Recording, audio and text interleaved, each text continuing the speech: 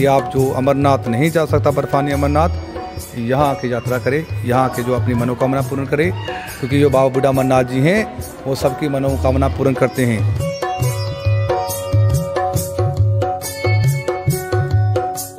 अब हम आपको लेकर आए हैं बाबा बूढ़ा अमरनाथ जी के दर्शन करवाने।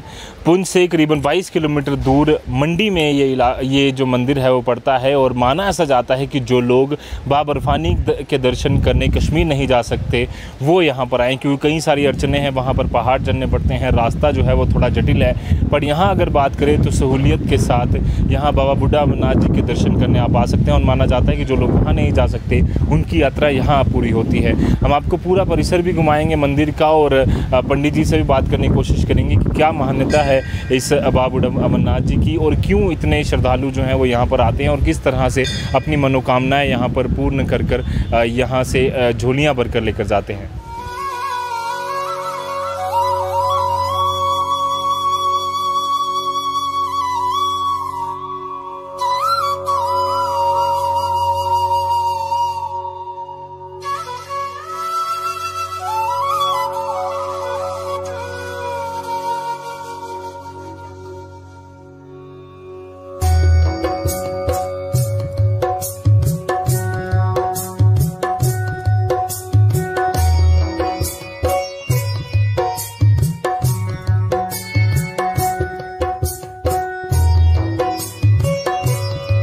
इस समय हम बाबा बूढ़ानाथ जी के मुख्य पुजारी जी के साथ हैं, इनसे बातचीत करेंगे कि बूढ़ा अमरनाथ की क्या महानता है, और कितने सालों से ये स्थान यहाँ पर है, और किस तरह से हमारे पुंछ, हमारे जम्मू एंड कश्मीर की रक्षा जो है वो बाबा बूढ़ा अमरनाथ जी कर रहे हैं। पंडित जी बहुत बहुत धन्यवाद आपका समय के लिए, और थोड़ा हमारे दर्शकों को बताएंगे कि बूढ़ा अमरनाथ जी की क्या मान्यता है, क्या इतिहास है इसका। आपका बहुत बहुत धन्यवाद। जो आप जो है भक्तजनों के पास जो बूढ़ा अमरनाथ जी का इतिहास है उसको अपनी मीडिया के तौर से बता रहे हो, क्योंकि देखो ये जो स्थान है बाबा बूढ़ा अमरनाथ जी, सबसे पहले हम इनके इतिहास पे चलते हैं, क्योंकि सबको इतिहास पता होना चाहिए। ये जो है श्री बाबा बूढ़ा अमरनाथ जी, ये जो है स्वयंभू है। यहाँ बाबा बूढ़ा अमरनाथ जी स्वयंभू खुद प्रकट है यहाँ पर, ये किसी ने बनाया नहीं है। ये कहा जाता है कि ये स्थान जो है सतयुग के समय का है जी। सतयुग में जो है भोलेनाथ जी यहाँ प्रकट कैसे प्रकट हुए, ये सबसे बड़ी बात ये है जी। कहा जाता है कि जब बाबा भोलेनाथ जी ने जो है माता पार्वती जी से विवाह किया जी, क्योंकि आप जानते हो जो है भोले बाबा जी की जो अर्धांगिनी थी पार्वती माता जी थी, तो पार्वती माता जी जो अमर नहीं थी, तो उनने जो है भोले बाबा जी से प्रार्थना की कि आप हमको अमर कथा सुनाएं,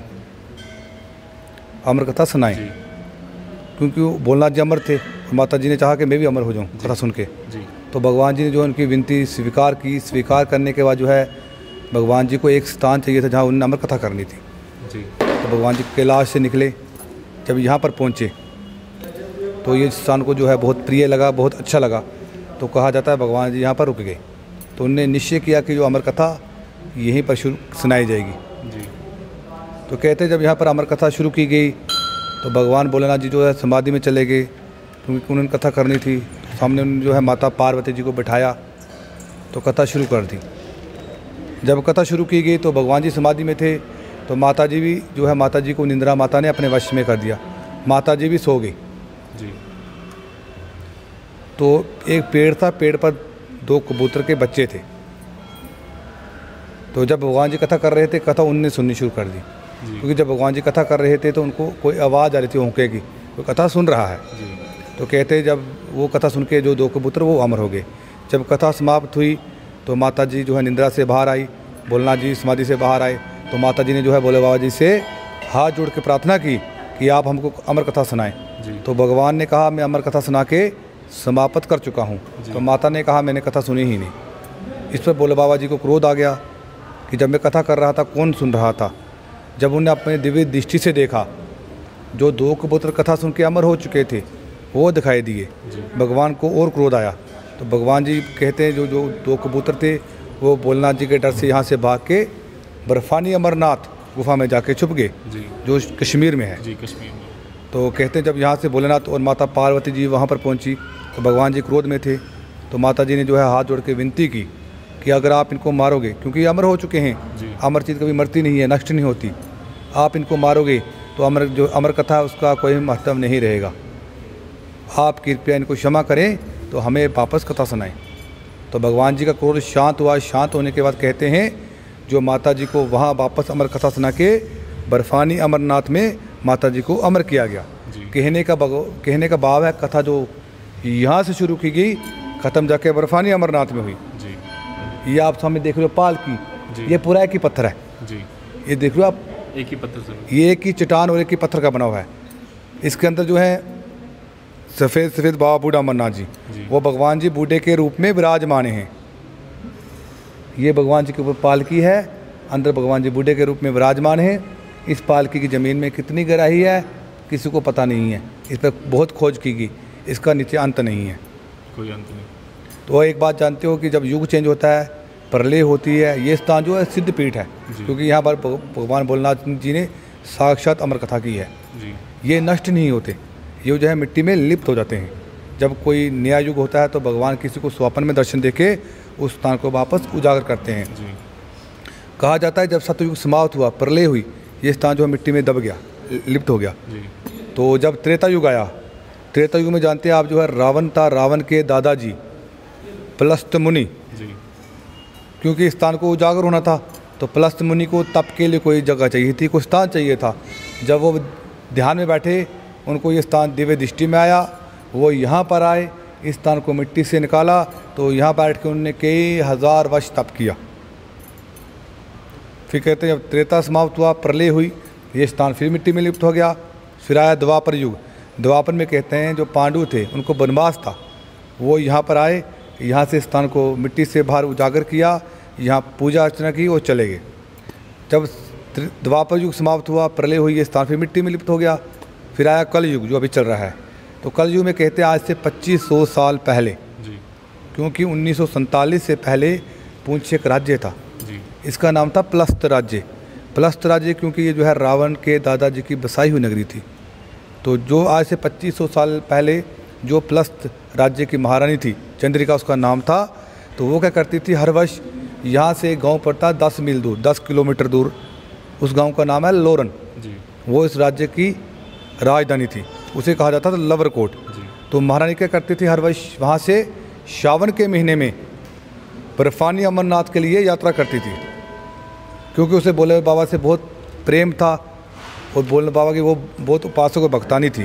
कहते हैं एक वर्ष क्या हुआ कि श्रावण के महीने में मौसम ख़राब हुआ, बर्फबारी पड़ गई, रास्ते बंद हो गए, तो महारानी वहाँ पहुँच नहीं पाई। महारानी जो थी महादेव की बहुत बड़ी भक्तानी थी, उसे बेचैनी होनी शुरू हो गई कि भगवान ने जो है मेरे को दर्शन के लिए क्यों नहीं बुलाया, मुझसे कोई गलती हो गई है, जब कोई त्रुटि हो गई है। तो रानी ने क्या किया, हठ योग, खाना पीना सब त्याग दिया कि मेरे को भगवान के दर्शन नहीं हुए तो मैं मृत्यु को प्राप्त करूंगी। तो आप जानते हैं कि जो थोड़े दिन पानी नहीं पिएगा, जो अन्न ग्रहण नहीं करेगा, उसका शरीर जो है बहुत कमज़ोर हो जाता है, उसका चलना बैठना बहुत मुश्किल हो जाता है। रानी की यही स्थिति होगी, रानी का चलना बैठना जो है बहुत मुश्किल हो गया। थोड़े दिन और बीतते हैं तो रानी को स्वप्न आता है। स्वप्न में महादेव खुद बूढ़े महात्मा का रूप धारण किए हुए रानी को दर्शन देते हैं और रानी से बात करते हैं कि आपको क्या परेशानी है, आप अन्न जल क्यों नहीं ग्रहण कर रही। तो रानी जो है सारी कथा बताती है। तो महात्मा जी कहते हैं आपको कहीं जाने की जरूरत नहीं, आपको आपके राज्य ही में दर्शन होंगे। तो कहते हैं इस पर रानी का स्वप्न टूटता है। तो रानी जब सुबह होती है तो रानी सोचती है ऐसे कुछ सपना आया होगा। सुबह वही भोले बाबा बूढ़े महात्मा के रूप में जो है रानी के महल में प्रकट होते हैं। प्रकट होने के बाद भिक्षा के लिए आवाज़ देते हैं। जब भिक्षा के लिए आवाज़ देते हैं तो रानी की दासियाँ भिक्षा लेकर आती हैं। तो महात्मा जी मना कर देते हैं कि मैं जो है भिक्षा रानी के हाथ से लूँगा। जो दासियाँ होती हैं वो झगड़ा शुरू कर देती हैं कि रानी बीमार है, चल नहीं सकती, बैठ नहीं सकती, आपको भिक्षा कैसे देगी। तो महात्मा जी कहते हैं आप जाके रानी को मेरा संदेश दें। इस पर एक दासी मानती है। जब वो कक्ष के अंदर प्रवेश करती है, प्रवेश करने के बाद जब वो रानी को संदेश देती है कि महात्मा जी आए हुए हैं, क्योंकि वो साक्षात भोलेनाथ होते हैं। जब रानी को संदेश मिलता है तो भोलेनाथ जी के प्रभाव से रानी के शरीर में जान आती है, उठती है और चलना शुरू कर देती है। 12 के क्या देखती है, वही महात्मा जी जो स्वप्न में हैं, स्वप्न में उनको दर्शन दिए।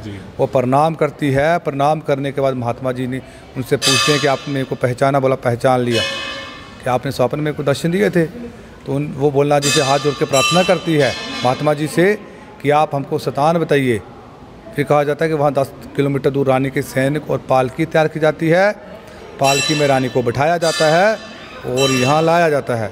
जब यहाँ लाया जाता है, यहाँ पर पूरी मिट्टी ही मिट्टी होती है। जो महात्मा जी होते हैं वो अपना त्रिशूल मारते हैं। त्रिशूल मारने के बाद सैनिकों को कहते हैं जगह खोदें। जब जगह खोदते हैं, पहले ये पालकी निकलती है। ये निकलने के बाद इसके अंदर भगवान जी बूढ़े के रूप में विराजमान हैं, वो निकलते हैं।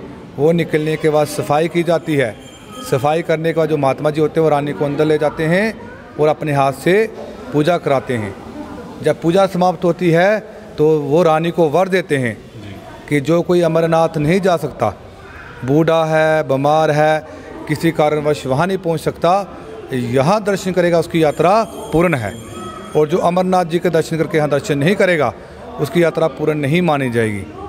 और जो भोले बाबा बूढ़े महात्मा के रूप में होते हैं, जो अंदर बाबा बूढ़ा अमरनाथ जी हैं, उसमें समा जाते हैं, उसमें गायब हो जाते हैं। तब रानी को ज्ञात होता है कि ये जो है बाबा भोलेनाथ जी थे।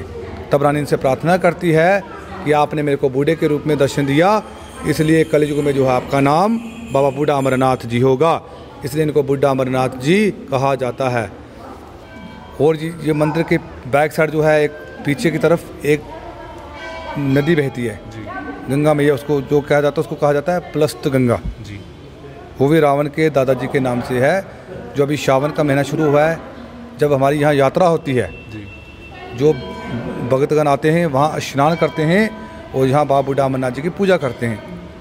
एक मेन गेट है, मेन गेट के आते वक्त लेफ्ट साइड एक गौरी कुंड है जी। वो कहा जाता है कि वो जल जो है अमरनाथ जी से आता है, वहाँ अमरनाथ जी से आता है और यहाँ बाबा के चरणों को छूता है तो वहाँ से बाहर निकलता है। क्योंकि उस जल की सबसे बड़ी खासियत क्या है, वो जल कभी ख़राब नहीं होता जी। उसको आप 10 साल रखो, 20 साल घर में रखो, जैसा आज है वैसा ही रहेगा, वो कभी ख़राब नहीं होगा। उसका नाम है गौरी कुंड जी। तो सबसे पहले ये जो है, मैंने आपको बाबा बूढ़ा अमरनाथ जी का इतिहास बताया।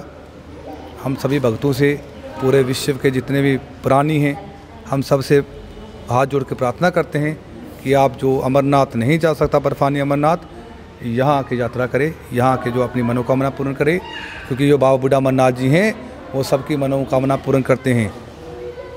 ठीक है जी। और यहाँ पर जो है हमारी पूरा साल यात्रा चलती है। ये पूरा जो है साल मंदिर खुला रहता है, बंद नहीं होता। और यहाँ रहने की सब व्यवस्था है और खाना है, जो भोजनालय हमारा जो 24 घंटे चलता है, यहाँ खाना पीना सब मिलता है, फ्री एंड कास्ट है, कोई इसका कोई पैसा नहीं देना पड़ता है। यहाँ आप रह भी सकते हैं। और ये जगह जो है बहुत सुंदर है जी। आप देख सकते हो, ये जगह जो है बहुत ब्यूटीफुल है, क्योंकि चारों तरफ से पहाड़ों से घिरा हुआ है। इसके बीच जो है सेंटर में बाबा बूढ़ा अमरनाथ जी हैं। ठीक है। मंदिर की देखभाल बीएसएफ द्वारा की जाती है। यहाँ सबसे पहले जो है यहाँ का ट्रस्ट है जी, जो पुंछ में लोकल जो या वहाँ के ये मेंबर हैं, वो यहाँ ट्रस्टी हैं। और यहाँ पर जो है स्वामी विश्वात्मानंद सरस्वती महाराज जी, श्री श्री 1008 महामंडलेश्वर राज्य गुरु पीठाधीश स्वामी विश्वात्मानंद सरस्वती जी महाराज जी, वो यहाँ के जो महंत हैं और चेयरमैन हैं, वो पूरी देखरेख करते हैं। और जो बीएसएफ है वो भी यहाँ पर जो अपनी सेवा देती है, क्योंकि यहाँ पर जो इसके सामने जो है बीएसएफ का मेन हेडक्वार्टर है जी। तो बीएसएफ यहाँ बहुत 12 महीने बहुत बढ़ चढ़ के यहाँ सेवा करती है, बहुत सेवा करती है बीएसएफ। आम जनता की बात करें तो जम्मू से या कहाँ से यहाँ पर श्रद्धालु आते हैं? आम देखो, मैं आपको बताना चाहता हूँ कि जो भारतवर्ष, आप जानते हो कि 2 वर्ष से जो है यात्रा बंद है जी। बिल्कुल ठीक है हमारा, क्योंकि जो है कोरोना वायरस चल रहा है, इसलिए जो है यात्रा भी बंद है। इस साल भी जो है अभी तक कोई निर्णय नहीं हुआ है, जो है उन्होंने निर्णय किया कि यात्रा बंद ही होगी। अभी जो है आप जो है लोकल जम्मू, पुंछ, चरजोरी, सामा, डोडा, यहाँ से सब लोग आ रहे हैं, वो दर्शन कर रहे हैं। बाहर से आ रहे हैं, कम हैं। जैसे यात्रा चलती है हमारी यहाँ, लाखों के हिसाब से जो यात्री आते हैं, और पूरे जितने भी भारत के राज्य हैं पूरे राज्यों से आते हैं, और अदर कंट्रीज़ बाहर देशों से भी जो है गिने चुने यात्री यहाँ आते हैं और दर्शन करते हैं जी। और मेला लगता है पूरा, जितने दिन ये त्यौहार वो चलती है, यात्रा चलती है। हमारा ये जो है सावन के महीने में जो है यहाँ देखो, अभी आपने देखा होगा सावन के महीने में बहुत रश होता है जी। क्योंकि जो आपको मैंने पहले ही बताया कि मानता है कि सावन के महीने में जो है बाबा भोलेनाथ जी की पूजा की जाती है। जो पहले क्या होता है, जो कोई यहाँ से यात्रा करके अमरनाथ जाता है, कोई अमरनाथ जी से यहाँ आता है, ठीक है, बहुत यहाँ पर बहुत मेला होता है, और यहाँ पर जो खाने पीने की सब व्यवस्था है, कोई परेशानी नहीं है। और जो है यहाँ का जो मजिस्ट्रेट है वो भी पूरी हेल्प करता है, ठीक है, जितने डिपार्टमेंट है सब करते हैं। और यहाँ के जो लोग पब्लिक है वो भी बहुत मेहनत करती है और बहुत सेवा करती है। जो यहाँ भगत गण आता है, जो यात्री आता है, यहाँ से यात्री हमेशा जो खुशी जाता है, यहाँ आता है वो अपनी मनोकामना भर के, झोली भर के ले जाता है। खाली हाथ आता है तो यहाँ से झोली, बाबा बूढ़ा अमरनाथ जी उसको झोली भर के बेचते हैं। बोलो श्री बाबा बूढ़ा अमरनाथ की जय। और आपका बहुत बहुत धन्यवाद जो आपने सबको बताया, सब भक्तों को, और कृपया करके सबको दर्शन करवा दिए आप, ठीक है। बोल जय भोलेनाथ।